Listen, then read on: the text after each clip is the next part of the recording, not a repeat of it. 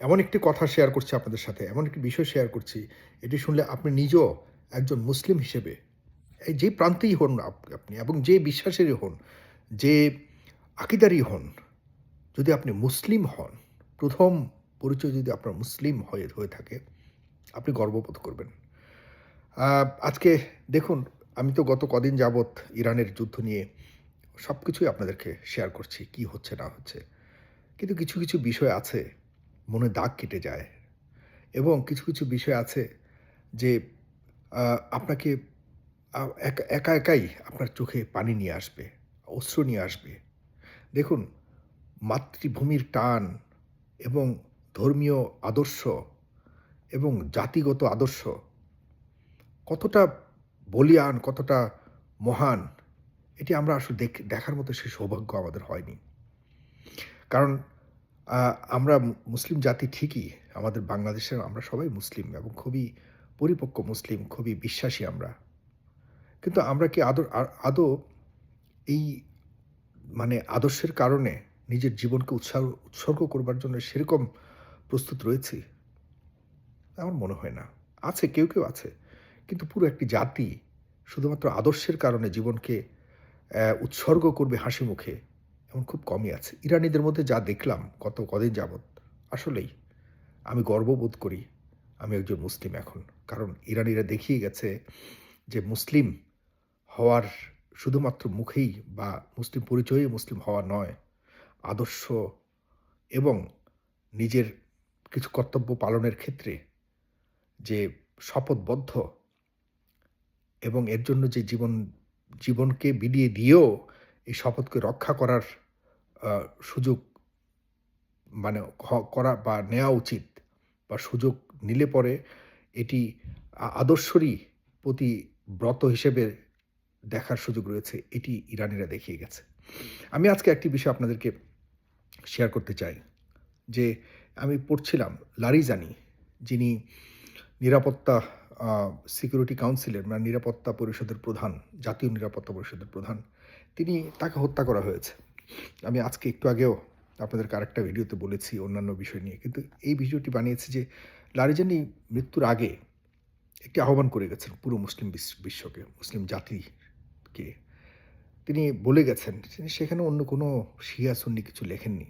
মুসলিম পুরো জাতিকে বলেছেন। তিনি আ লিখেছেন তার আ একটি চিরকুট তিনি রেখে গেছেন। তার সোশ্যাল মিডিয়াতে তিনি লিখেছেন যে, "যুক্তরাষ্ট্র ও ইসরায়েলের বিরুদ্ধে লড়াইয়ে ইরান কখনোই পিছু হটবে না।" একই সঙ্গে তিনি মুসলিম জাতিকে ঐক্যবদ্ধ হবার জন্য আহ্বান জানিয়েছেন। তিনি তখনও জানতেন না তিনি মৃত্যুবরণ করবেন। দুদিন আগে আরেকটু বলে রাখি, দুদিন আগেই কিন্তু তিনি ইসরায়েল এবং যুক্তরাষ্ট্রকে বলেছেন যে তিনি বা ইরান জাতি কখনোই আত্মসমর্পণ করবে না। বরং যতক্ষণ না পর্যন্ত হাঁটু গেড়ে যুক্তরাষ্ট্র ক্ষমা না চাইবে ততক্ষণ পর্যন্ত যুদ্ধ থামানোর কোনো কথাবার্তা বলবে না এবং যুদ্ধবিরতির প্রস্তাবকেও কিন্তু নাকচ করেছে এই লারিজানি। কতটা দুঃসাহসী ছিলেন।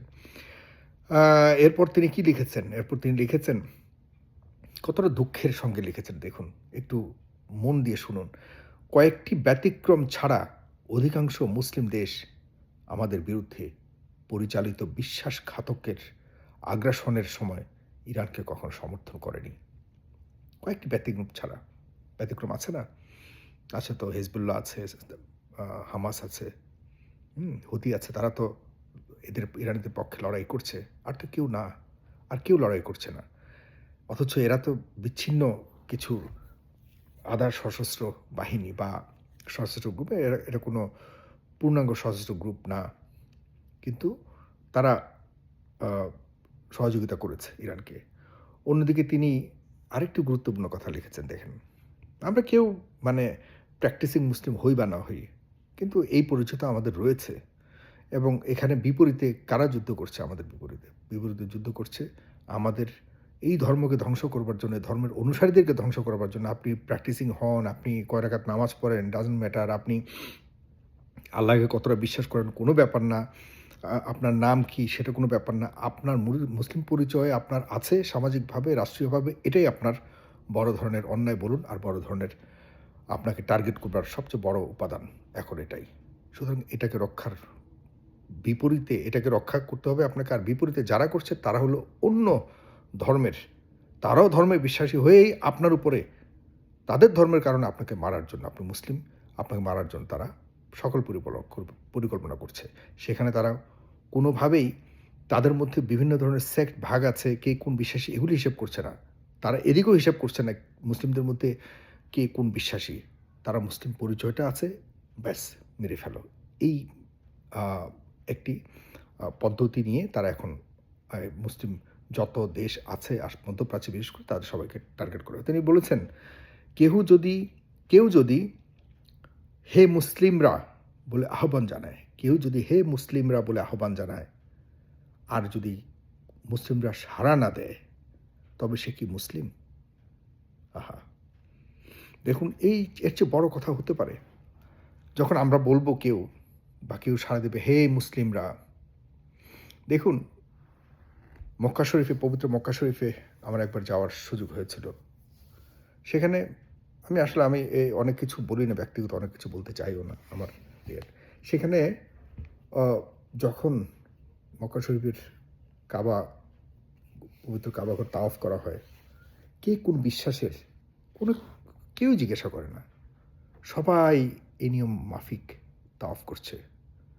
অথচ কত ধরনের সারা বিশ্বের এমন কোনো কোণা নেই যেখান থেকে মুসলিমরা আসে না। কেউ ওখানে কাবা শরীফের বা সেই নিশ্চুপ কাবা, আল্লাহর ঘর, সে আল্লাহর ঘরও তো জিজ্ঞাসা করে না যে তুমি তো আমাকে ধরতে এসছো বা আমাকে তাওয়াফ করতে এসছো। তুমি কোন বিশ্বাসের? তুমি কোন বর্ণের? তুমি কোন রঙের? কিছু জিজ্ঞাসা করে না। মনটা একদম ফ্রেশ হয়ে যায়, সবাই তাওয়াফ করতে থাকে। যাই হোক, তিনি বলেছেন লারিজানি, তার মৃত্যুর কথা একটু আগেই শুনেছি, তার মৃত্যু হয়েছে এবং ইরান এটিকে কনফার্ম করেছে। তিনি বলেছেন, তবে কি তারা মুসলিম? যখন বলা হয় হেই মুসলিমরা, যদি সাড়া না দেওয়া হয় তাহলে কি মুসলিম দাবি করার কোনো সুযোগ আছে কিনা? তিনি এরপরে বলেছেন যে ইরানের হামলার পক্ষে যুক্তি তুলে ধরে তিনি বলেছেন, চলমান সংঘাতে নিরপেক্ষ থাকার সুযোগ নেই।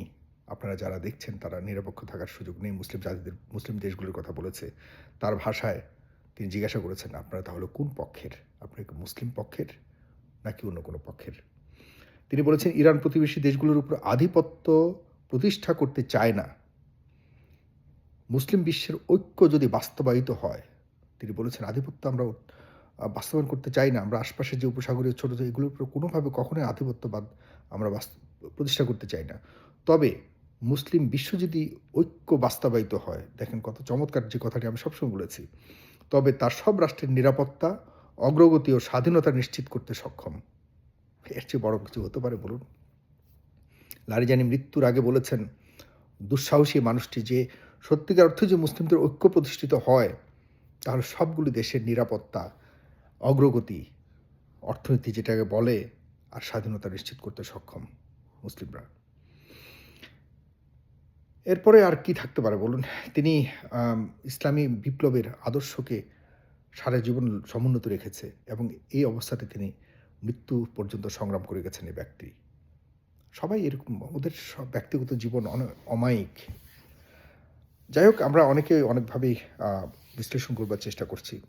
আমার কাছে হঠাৎ মনে হলো যে এই বিষয়টি আপনাদেরকে জানাই। এতে করে আপনারা যারা দেখছেন, আপনাদের ভেতর হয়তো কিছুটা হলেও চেতনা বোধ হবে। সে শুধুমাত্র নামমাত্র মুসলিম হলে হবে না। আমাদেরও কিছু দায়িত্ববোধ থাকা উচিত। আমাদেরও কিছু বিষয় জেনে রাখা উচিত যে মুসলিম বিশ্বের সামনের অবস্থা কী হয়, কী হতে যাচ্ছে, আর কী ধরনের ভূমিকা আমাদের রাখা উচিত। ধন্যবাদ। সালাম।